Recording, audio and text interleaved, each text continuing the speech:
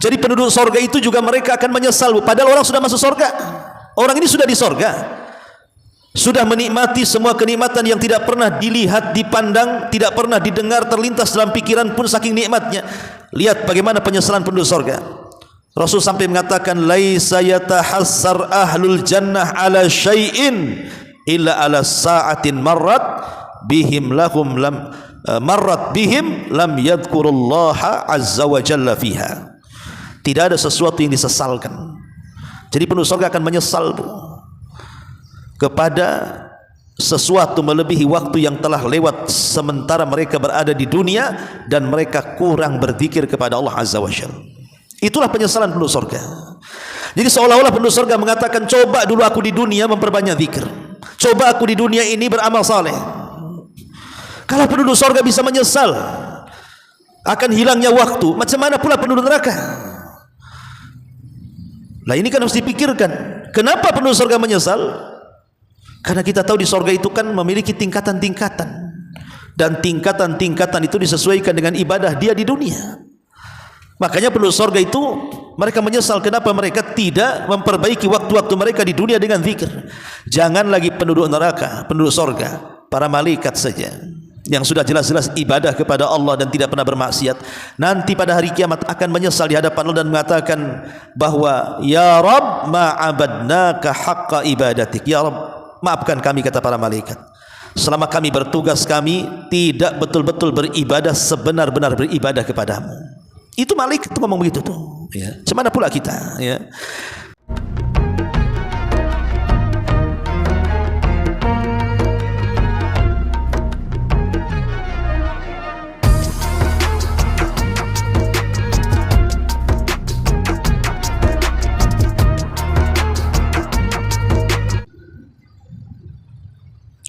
Bismillahirrahmanirrahim.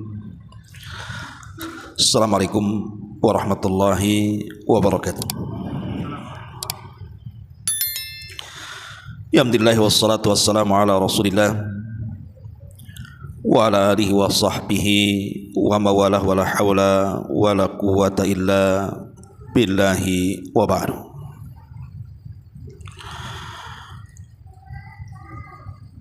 Ma'asyiral muslimat yang dimuliakan Allah Subhanahu wa taala. Alhamdulillah, segala puja dan puji hanya milik Allah tabaraka wa taala yang telah mempertemukan kita kembali di majelis ilmu di Masjid Nidaul Ilmi. Salawat dan juga salam tetap kita iringkan kepada baginda Nabi besar Muhammad sallallahu alaihi wa ala alihi wasallam. Alhamdulillah, kita berada di tanggal 1 Januari. Artinya kita masuk pada permulaan bulan baru di tahun 2025. Karena semalam tepat pada pukul 12.00 terjadi pergantian tahun dari 2024 menuju 2025. Tentu pergantian tahun bagi kita kaum muslimin sebenarnya sama saja dengan pergantian hari, pergantian pekan, pergantian bulan. Tidak ada bedanya, karena setiap tahun seperti itu. Tetapi karena silih bergantinya siang dan malam, dari hari ke pekan, kemudian pekan ke bulan, bulan ke tahun itu, bagi seorang muslim harus mengambil ibrah dan pelajaran. Makanya Allah Subhanahu wa taala berfirman, inna fi khalqis samawati wal ardh wa ikhtilafil laili wan nahar la ayatin liulil albab. Sesungguhnya pada penciptaan langit dan bergantinya silih berganti siang dan malam, itu ada tanda-tanda atau ibrah dan pelajaran bagi orang-orang yang berakal. Lalu apa yang kita bisa ambil pelajaran dari pergantian tahun ini? Inilah yang kita akan bahas di pagi hari ini, tentang pentingnya menghargai waktu. Ma'asyiral muslimat yang dimuliakan Allah Subhanahu wa taala. Al-Imam Al-Hasan Al-Basri, seorang ulama tabi'in, pernah mengatakan, "Ya ibna Adam, annama anta ayyam, fa idza dhahaba yaumuk dhahaba ba'du." Wahai anak Adam, sesungguhnya engkau itu adalah kumpulan daripada hari-hari yang berlalu. Apabila satu hari pergi dari dirimu, maka sebagian umurmu juga pergi dari situ. Jangankan bicara pergantian tahun, pergantian bulan atau pekan, pergantian hari saja itu sudah mengurangi umur. Artinya kalau seandainya umur kita semakin berkurang, sementara amal kita tidak bertambah, maka itu alamat kerugian orang yang hidup di dunia. Kata Nabi SAW, "Khairukum man tala umruhu wa hasuna amaluhu." Sebaik-baik kalian adalah orang yang dipanjangkan umurnya tapi baik amalannya. Tapi Nabi juga mengatakan, seburuk-buruk kalian adalah man tala umruhu wa sa'a amaluhu. Dipanjangkan umurnya tapi buruk amalannya. Makanya hargailah waktu yang sedang berjalan. Jangan sampai sekarang sudah masuk tahun 2025, kehidupan kita tidak lebih baik daripada sebelumnya. Karena Al-Quran itu sangat menghargai waktu. Bukti Al-Quran itu menghargai waktu adalah, pertama, rata-rata sumpah yang Allah jadikan sumpah dalam Al-Quran itu lebih banyak berkaitan dengan waktu. Contoh, Allah mengatakan, "Wal fajri walayalin ashri," demi waktu fajar. "Wad duha wal laili idza saja," demi waktu duha dan malam apabila sudah menutup. "Wal asri innal insana lafi khusrin," demi waktu asar, sungguh manusia itu dalam kerugian. "Wal laili idza yaghsha wan nahari idza tajalla," demi malam apabila menutup gelap dan demi siang apabila muncul terang. Dan banyak sekali ayat-ayat yang bicara soal sumpah, dan rata-rata sumpah dalam Al-Quran itu lebih banyak bicara soal waktu. Ya, karena Al-Quran itu sangat memuliakan waktu. Kemudian yang kedua, Al-Quran menjelaskan bahwa ibadah-ibadah yang diperintahkan Allah Subhanahu wa taala kepada kaum muslimin, baik itu salat, baik itu haji, baik itu puasa, ataupun ibadah-ibadah yang lainnya yang sifatnya harian, itu disebutkan dengan waktu-waktunya. Seperti Allah Subhanahu wa taala mengatakan dalam perintah salat, "Innas salata kanat 'alal mu'minina kitaban mawquta." Sesungguhnya salat bagi orang-orang yang beriman itu memiliki waktu-waktu yang ditentukan. Zuhur jam sekian, asar jam sekian, maghrib jam sekian, isya jam sekian, subuh jam sekian, ditentukan waktunya. Ma'asyiral muslimat yang dimuliakan Allah Subhanahu wa taala. Dan itu menunjukkan bahwa Al-Quran sangat memuliakan waktu. Kemudian yang ketiga, bagaimana Al-Quran itu memuliakan waktu sampai ketika Al-Quran menjelaskan tentang orang-orang yang menyesal setelah kematian. Apa yang mereka sesalkan?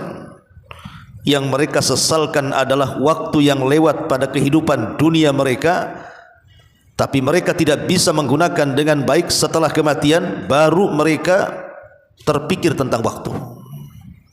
Seperti Allah mengatakan, "Hatta idza jaa ahadahumul maut qala rabbirji'uni la'alli a'malu salihan fima tarak kalla innaha kalimatun huwa qailuha wa min waraihim barzakhun ila yaumi yub'atsun."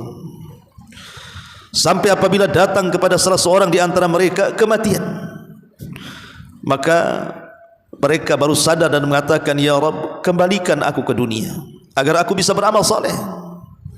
Tapi Allah mengatakan tidak mungkin, itu hanya kalimat-kalimat dongeng saja, karena di belakang kalian ada barzah, dinding yang memisahkan kalian dari alam dunia. Lihat bagaimana penyesalan orang-orang yang sudah meninggal yang digambarkan dalam Al-Quran. Mereka menyesal ingin kembali ke dunia karena selama mereka hidup di dunia mereka biarkan waktu berlalu begitu saja. Apakah menunggu menyesal setelah kematian baru kemudian sadar? Sama dengan penduduk neraka yang Allah gambarkan dalam Al-Quran, wahum yastarihuna fiha, mereka menjerit-jerit di neraka, kemudian mereka berjanji akan bertobat jikalau mereka dikembalikan ke dunia. Dan mereka mengatakan, Rabbana akhrijna na'mal salihan, ya Rabb, keluarkan kami, kami akan berusaha untuk beramal saleh kalau kau kembalikan kami ke dunia. Tapi Allah subhanahu wa ta'ala katakan, awalam nu'ammirkum ma yatadzakkaru fihi man tadzakkar, bukankah dahulu aku berikan umur panjang kepadamu, kemanakan umur itu?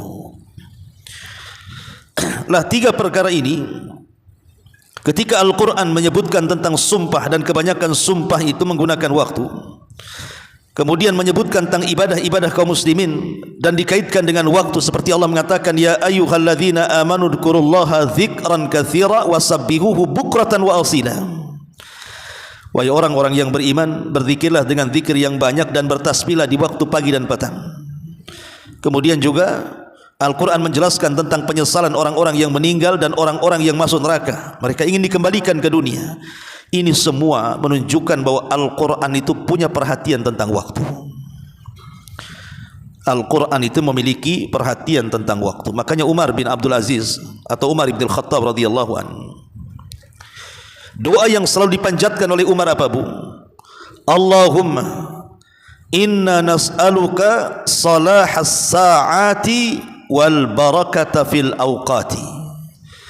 Kata Umar, ya Allah, aku hanya meminta kepadamu agar diperbaikilah waktu-waktu yang berjalan dan berkah-berkah kau tanamkan dalam waktu-waktuku.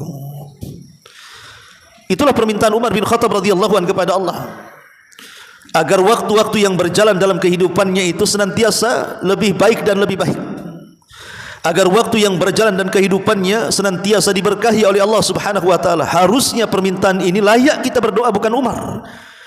Karena siapa kita dengan Umar bin Khattab radhiyallahu anhu? Dia sahabat Nabi, orang terbaik kedua setelah Abu Bakar. Tapi dia mengatakan, ya Allah, perbaiki waktu-waktuku dan berikan berkah padanya. Maka minta kepada Allah di tahun baru ini agar waktu-waktu setelah hari ini, besok, lusa dan seterusnya, Allah terus memperbaiki waktu-waktu untuk kita, dan lebih daripada itu memberikan berkah pada waktu-waktu yang berlalu pada diri kita dan yang akan datang. Ma'asyiral muslimat yang dimuliakan Allah subhanahu wa ta'ala, Umar bin Abdul Aziz rahimahullahu ta'ala pernah mengatakan, innal laila wan nahara ya'malani fika fa'mal fihima. Sesungguhnya siang dan malam itu keduanya bekerja untukmu, maka bekerjalah untuk keduanya. Artinya kita disuruh untuk menghargai adanya siang dan adanya malam. Gunakan siang dan malam itu untuk beramal. Fa'mal fihi, maka beramallah pada kedua waktu itu. Karena dua waktu itu mereka bekerja kepada kita. Maka beramallah dengan cara gunakan dua waktu siang dan malam itu sebaik mungkin. Karena Imam Ibnul Qayyim rahimahullahu ta'ala dia mengatakan, a'zamu hadhil idha'ati idha'atani huma aslu kulli idha'ah. Ada perkara-perkara yang menghilangkan keberkahan-keberkahan, kebaikan-kebaikan pada diri hidup kita itu, dan itu ada di dua perkara. Kalau sampai kita sia-siakan dua perkara ini, kalau sampai kemudian kita tidak punya perhatian kepada dua perkara ini, maka sama kita telah menyia-nyiakan kebaikan dalam hidup kita. Apa itu? Al-qalbu wal waktu. Hati dan juga waktu. Kalau sampai hati kita disia-siakan, tidak dirawat dengan baik, ataupun waktu disia-siakan, tidak digunakan dengan baik, maka dia telah membuang perkara yang sangat besar dalam kehidupan dia. Karena dua perkara inilah yang menyelamatkan kita, hati dan waktu, kata Imam Ibnul Qayyim rahimahullahu ta'ala. Makanya wajar kalau dia mengatakan bahwa orang yang menyia-nyiakan waktu itu lebih parah dibandingkan orang yang meninggal dunia. Karena menyia-nyiakan waktu itu memutuskan hubungan kita dengan Allah dan dengan hari akhir. Tapi kematian itu hanya memutuskan kita dengan keluarga dan harta benda yang kita miliki. Makanya lebih parah menyia-nyiakan waktu dibandingkan kematian, kata Imam Ibnul Qayyim rahimahullahu ta'ala. Ma'asyiral muslimat yang dimuliakan Allah subhanahu wa ta'ala, maka jadikanlah keberkahan dalam umur. Dengan cara apa? Perbaiki terus amalan kita apabila Allah masih memberikan usia kepada kita. Karena perkara yang telah lalu tidak mungkin kembali. Perkara yang akan datang belum tentu kita akan sampai di situ. Tapi yang jelas-jelas hari ini yang sedang kita lalui, itulah perbaiki dan perbaiki. Persis seperti apa yang dikatakan Fudail ibn Iyad kepada seorang kakek yang berusia 60 tahun. Ketika dia bertanya kepada Fudail, ya Imam, kalau kita akan menghadap kepada Allah subhanahu wa ta'ala dan mempertanggungjawabkan semua perbuatan kita di dunia di hadapan Allah, lalu apa yang bisa meringankan hisabku di hadapan Allah? Maka Fudail mengatakan kepada kakek ini, dia mengatakan, ahsin fima baki yughfar laka fima madha wa fima baki. Perbaiki sisa hidupmu, maka Allah akan ampuni kondisimu yang telah lewat dan kondisimu yang sedang berlalu, yang sedang berjalan. Begitulah nasihat para ulama agar kita menjadikan umur ini berkah. Dengan cara apa? Pertama, perbanyak zikir kepada Allah subhanahu wa ta'ala. Syekh bin Baz rahimahullahu ta'ala pernah mengatakan, laisa fil a'mali syai'un yasa'ul awqatu kulluha mithla dzikri. Kata Syekh bin Baz rahimahullahu ta'ala, tidak ada pada amal-amal sedikit pun yang mampu meluaskan waktu-waktu seluruhnya untuk digunakan beramal melebihi zikir. Karena zikir itu tidak di ruang lingkupi dengan waktu. Kalau salat itu kan ada waktu-waktunya, puasa ada waktu-waktunya, haji ada waktu-waktunya. Tapi zikir itu kapanpun kita bisa lakukan. Bisa pagi, bisa siang, bisa sore, bisa malam. Bisa dilakukan siapa saja, orang sakit, orang sehat, orang mukim, orang safar, laki-laki, perempuan, anak kecil, orang dewasa, orang tua, semua bisa melakukannya. Makanya Rasul mengatakan, la yazalu lisanuka ratban min dzikrillah. Teruslah lisanmu basahi dengan zikir. Ini yang pertama, Bu. Kalau kita ingin memanfaatkan waktu sebaik mungkin, maka yang pertama berzikirlah kepada Allah. Yang kedua, al-mudawamatu 'alal amali salih. Istiqomahlah ketika beramal saleh. Istiqomahlah ketika beramal saleh. Dengan cara apa? Nabi SAW mengatakan bahwa istiqomah dalam amal saleh itu artinya sederhana dalam beramal tapi tidak terputus. Sederhana dalam beramal tapi tidak terputus. Contoh umpamanya, Bu, ya, ibu gemar dengan sholat duha, ya sudah, sholat duha itu saja ibu lakukan setiap hari, walaupun hanya 2 rakaat atau 4 rakaat, tapi terus-terusan. Atau ibu gemar sholat malam, ya sudah, tekuni saja sholat malam itu. Atau ibu gemar dengan sedekah, ya sudah, tekuni saja sedekah itu. Tidak perlu memborong semua ibadah, Bu, karena Nabi SAW mengatakan, waman yushaddad-din illa ghalabah. Siapapun yang memborong ibadah, pasti ibadah itu mengalahkannya. Sampai kapan kita kuat ibadah? Kita borong semuanya, duhanya, rawatibnya, nafilahnya, sholat mutlaknya, witirnya, tahajudnya, kita habisi semuanya. Lama-lama badan ini ada expirednya, Bu, ada waktunya istirahat. Tapi kalau kita ambil sedikit yang sunnah tapi istiqomah, itulah yang dimaksud mudawamatu 'alal amali salih. senantiasa mudawamah, istiqamah di dalam melaksanakan amal saleh dengan cara ambillah ibadah yang sederhana tetapi tidak terputus. Ya. Ma'asyiral muslimat yang dimuliakan Allah Subhanahu wa taala. Kemudian yang ketiga, apa yang harus kita lakukan untuk menjaga waktu-waktu ini? Al-hasanatul jariyatu. Pilihlah dari amal soleh yang kita akan lakukan itu yang bersifat pahalanya mengalir. Amal soleh itu banyak, Bu. Macam-macam amal soleh yang diperintahkan kepada kita itu. Tapi seorang muslim harus cerdas. Mana amal-amal soleh yang bisa mengalir pahalanya, mana amal-amal soleh yang tidak mengalir pahalanya. Seperti Nabi SAW mengatakan, "Idza mata ibnu Adam inqata amaluhu illa min thalathin, shadaqatin jariyah, aw ilmin yuntafa'u bihi, aw waladin salihin yad'u lahu." Apabila anak Adam meninggal dunia, maka tidak mungkin terputus kecuali 3 perkara. Sedekah yang mengalir, ilmu yang bermanfaat, dan anak soleh yang mendoakan orang tua setelah kematiannya. Atau Nabi SAW mengatakan, "Sab'un yajri lil abdi ajruhunna wa huwa fi qabrihi ba'da mautihi." Ada 7 perkara yang akan mengalir kepada seorang hamba pahalanya dan masuk ke dalam kuburannya setelah kematiannya. Man 'allama ilman, kalau ibu punya ilmu, ajarkan tuh ilmu itu. Ilmu, umpamanya ibu bisa baca Quran, ya ajarkanlah orang-orang yang tidak bisa baca Quran. Mungkin dengan pakai Iqra dan begitu seterusnya kan itu. Ataupun ajra nahran, mengalirkan air kepada orang-orang yang berhajat. Ataupun hafara bi'ran, orang yang menggali sumur, kemudian airnya dimanfaatkan kaum muslimin. Au gharasa nakhlan, ataupun menanam kurma sehingga buahnya diambil oleh orang. Au bana masjidan, ataupun bangun masjid. Au warratha mushafan, ataupun menginfakkan mushaf. Au taraka waladan yastaghfir lahu ba'da mauti, atau dia meninggalkan anak yang bisa memintakan ampun akan dosa orang tuanya setelah kematiannya. Lah ini contoh-contoh amalan yang mengalir. Jadi kalau kita ingin memanfaatkan waktu, ya pertama tadi saya sudah jelaskan, perbanyak zikir.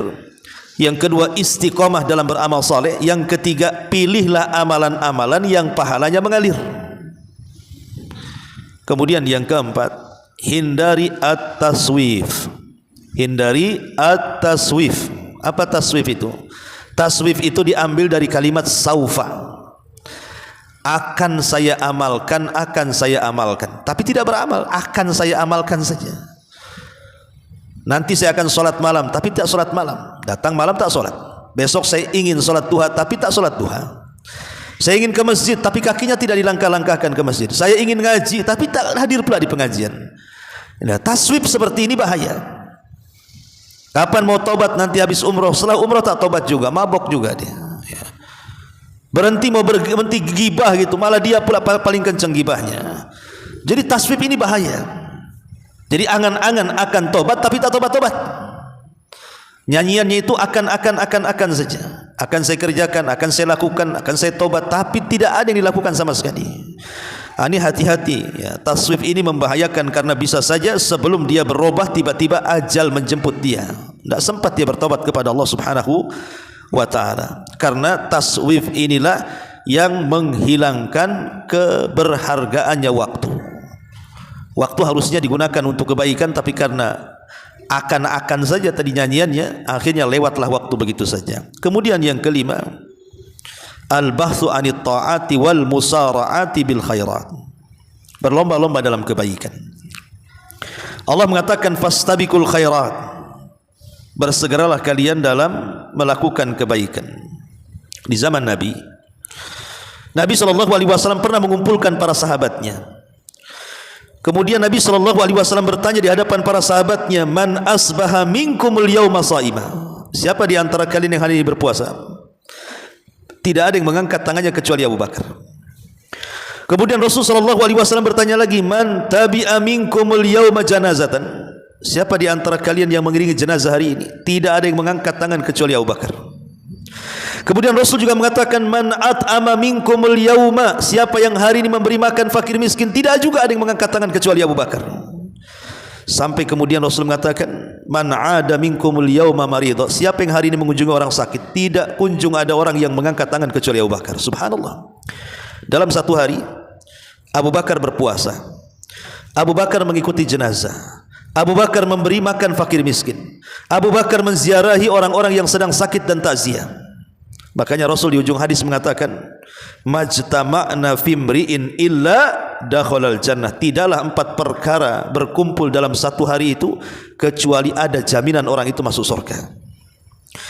Dari sini faedahnya Bu, minimalnya dalam satu hari itu ada 4 perkara yang besar yang kita lakukan hari ini.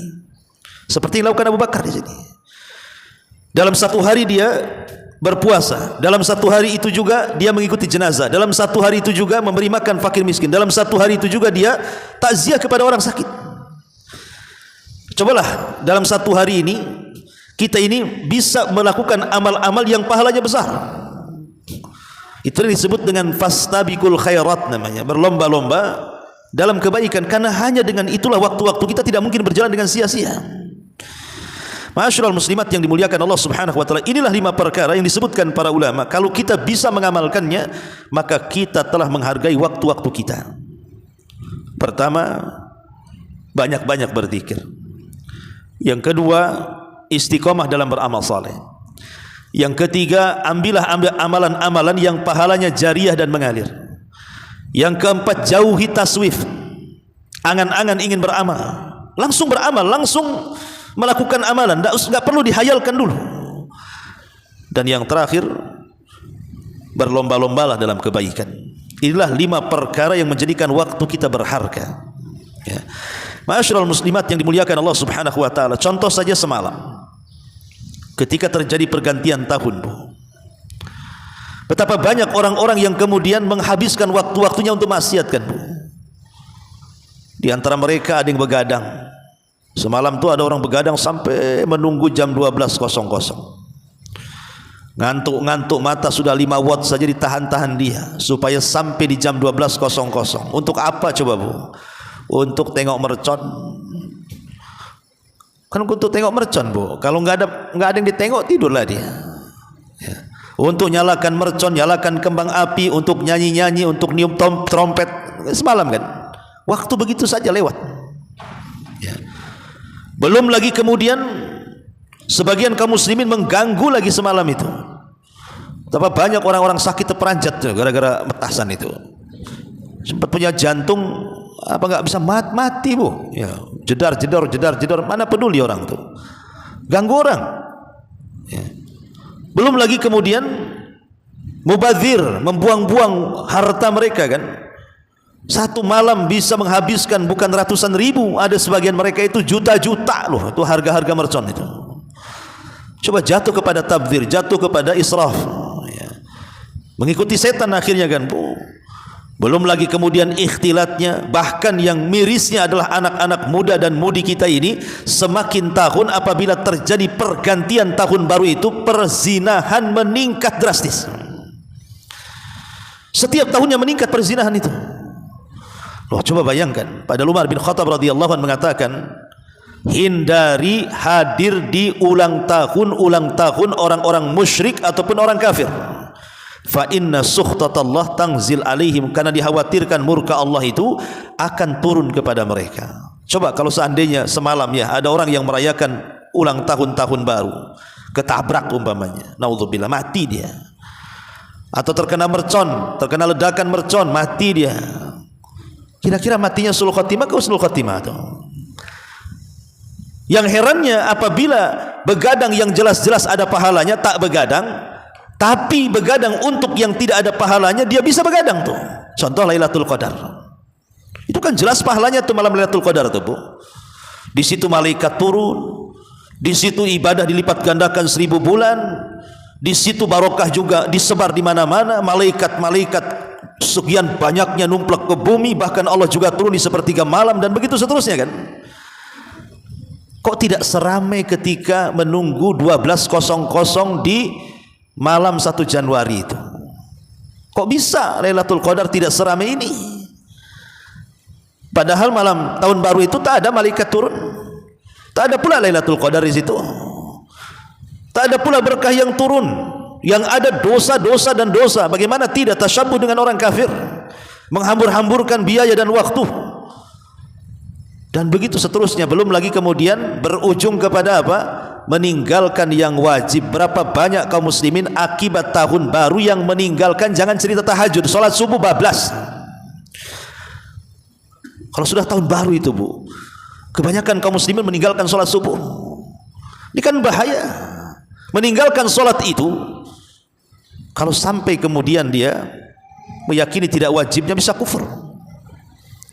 Makanya inilah contoh-contoh orang semalam itu yang tidak menghargai waktu.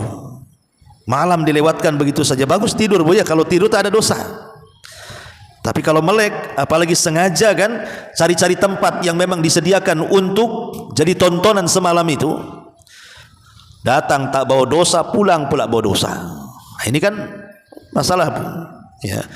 Maka di tahun baru 1 Januari ini, sebisa mungkin gunakan umur kita ini dengan cara memperbanyak amal saleh. Karena bagaimanapun waktu ini akan ditanya, Bu. Nabi SAW mengatakan, la tazulu qadama abdin hatta yus'al an arba. Sebelum kaki bergerak untuk naik ke titian dan melintasi titian, akan ditanya seorang hamba itu tentang 4 perkara.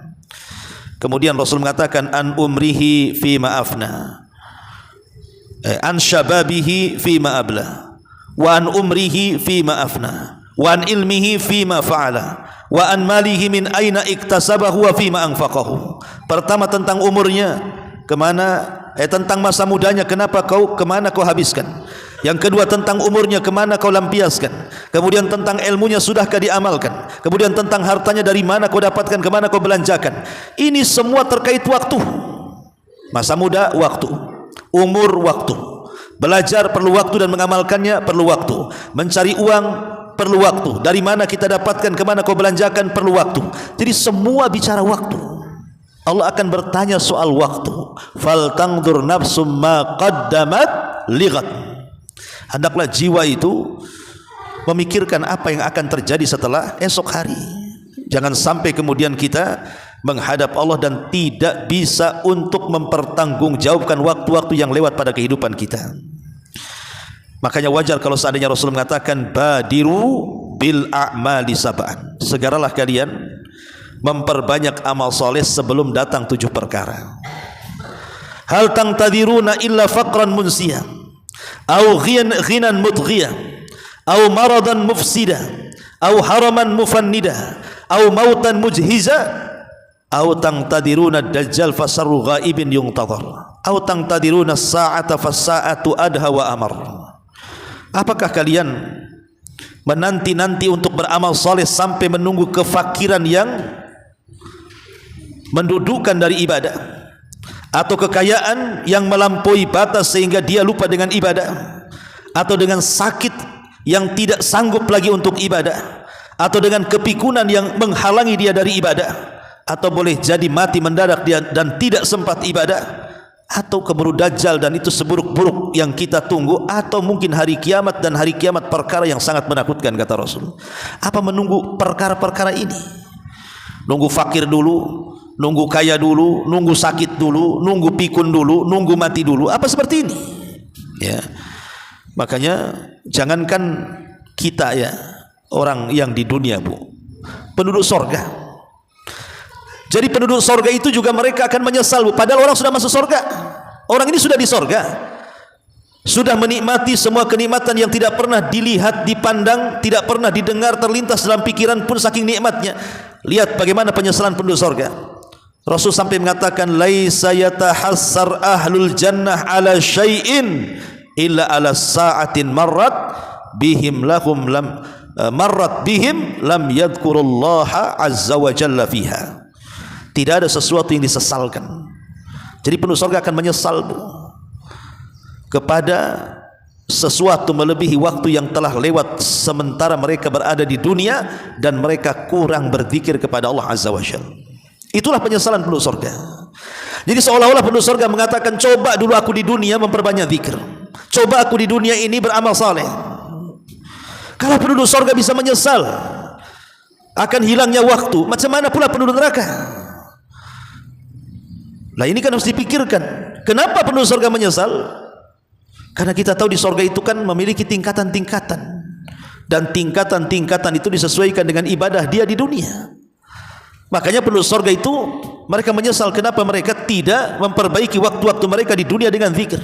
Jangan lagi penduduk neraka, penduduk surga, para malaikat saja yang sudah jelas-jelas ibadah kepada Allah dan tidak pernah bermaksiat, nanti pada hari kiamat akan menyesal di hadapan Allah dan mengatakan bahwa ya Rabb ma'abadnaka haqqa ibadatik. Ya Rabb, maafkan kami, kata para malaikat, selama kami bertugas kami tidak betul-betul beribadah sebenar-benar beribadah kepadamu. Itu malaikat itu ngomong begitu tuh, ya. Semana pula kita, ya. Makanya saya tutup hadisnya tentang pentingnya waktu itu dengan hadis igtanim khamsan qabla khamsin. Manfaatkan 5 perkara sebelum datang 5 perkara. Syababaka qabla haramik, masa mudamu gunakan dengan baik sebelum datang masa tuamu. Wasihataka qabla sakamik, masa sehatmu gunakan dengan baik sebelum datang masa sakitmu. Waginaka qabla faqrik, masa kayamu gunakan untuk ibadah sebelum datang masa fakirmu. Wa faraghaka qabla syughlik, masa luangmu sebelum datang masa sibukmu. Dan ini yang paling penting, wa hayataka qabla mautik, masa hidupmu sebelum datang kematianmu. Makanya wajar kalau Rasul mengatakan ni'matani maghbunun fihi makatsirun minan nas, as-sihat wal faragh. Ada 2 nikmat yang suka dilalaikan manusia. Pertama, kesehatan, yang kedua waktu luang. Ada orang tidak bisa beribadah walaupun punya waktu tapi tak sehat. Ada orang yang sehat tapi tak punya waktu, akhirnya tidak bisa ibadah. Tapi kalau Allah berikan dua-duanya, bisa diberikan sehat, diberikan waktu, kenapa kita diam? Ya. Makanya itulah perkara yang dilupakan. Sementara kata Hasan Al-Basri, adraktu aqwaman kanu ala awqatihim ashadda minkum hirsan ala darahimikum wa dananirikum. Kata Hasan Al-Basri, aku mendapati sebuah kaum, maksudnya para sahabat, di mana terhadap waktu-waktu mereka lebih semangat dibandingkan dinar dan dirham kalian, katanya. Kita lihat orang cari uang, Bu. Kadang ada orang yang cari uang itu pagi-pagi buta dia sudah keluar, nanti malam-malam buta baru dia pulang. Begitulah orang mencari dunia. Tapi kata Hasan Al-Basri, aku mendapatkan kaum terhadap waktu mereka sangat semangat untuk melakukan ibadah dibandingkan kalian mencari dinar dan dirham kalian. Mereka lah para sahabat. Karena bagi mereka dinar dan dirham itu hanya untuk menopang ibadah mereka, sementara kita terbalik. Nah, dan itu contoh terbaik dari umat ini para sahabat Nabi sallallahu alaihi wasallam. Karena wara dan zuhudnya mereka pun hanya menghargai waktu-waktu mereka, jangan sampai lewat begitu saja.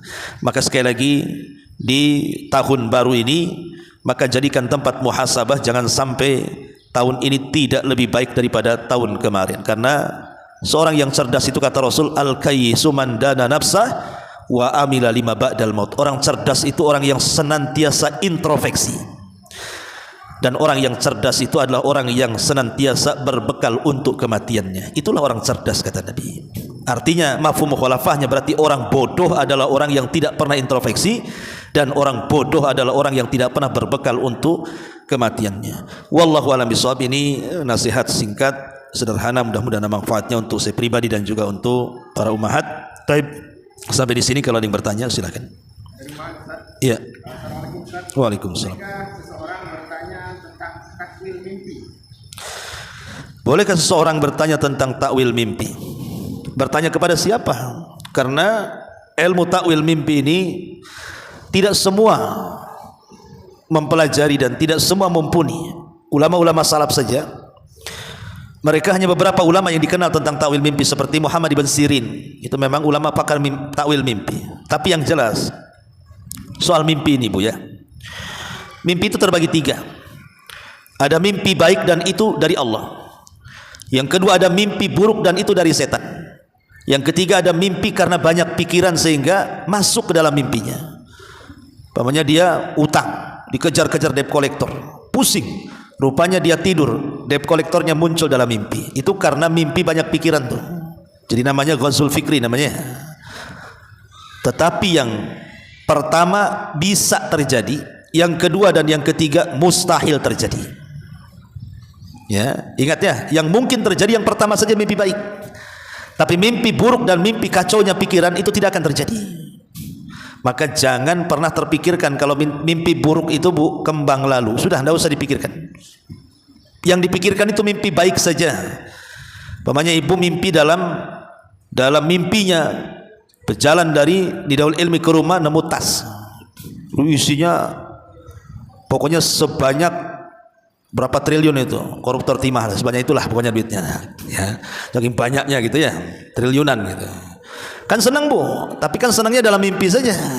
Ya kan bu, pas betul-betul bangun tengok tasnya tak ada pula di situ, lubang pula tasnya, jangan-jangan pula jatuh itu lewat lubang tuh.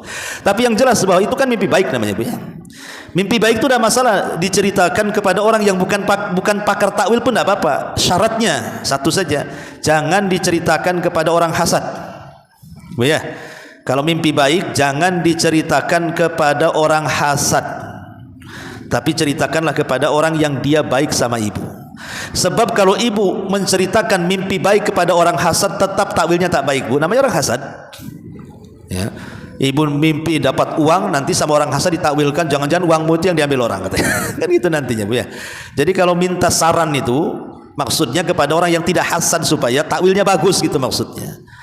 Ya, syukur-syukur kalau seandainya memang ada ustadz yang memang mempelajari tentang takwil mimpi, ada masalah. Tapi yang jelas kalaupun terjadi, alhamdulillah tidak terjadi apa-apa yang namanya mimpi. Ya, mimpi itu kan bukan wahyu. Ya, jadi juz'un minan nubuwah katanya. Itu hanya bagian dari bagian-bagian kenabian. Oleh karena itulah maka kalau mimpi baik maka ucapkan alhamdulillah, kalau mimpi buruk ucapan naudzubillah meludah ke kiri 3 kali. Yakini tidak akan terjadi. Kalau setelah ta'awud 3 kali meludah ke kiri masih mimpi juga bu, ibu atur posisi tidur. Yang tadinya ngarah barat kepalanya, jadikan arah timur kepalanya. Geser, digeser. Kok masih juga nyambung Ustaz? Padahal sudah digeser kepala ini, kok nyambung? Ibu bangun wudu. Ya. Berarti memang ada setannya itu. Wudu, sholat. Habis sholat tidur lagi. Insya Allah tidak akan nyambung tuh bu. Karena ikatan setan sudah hilang. Kalau sudah ibu bangun, berzikir, wudu, sholat, maka 3 ikatan di tengkuk itu sudah dicabut. Dan insya Allah tidak akan mimpi lagi. Wallahu a'lam. Ya, sampai di sini subhanakallahumma bihamdika asyhadu an la ilaha illa anta astaghfiruka wa atubu ilaik. Allahu taala alam. Assalamualaikum warahmatullahi wabarakatuh.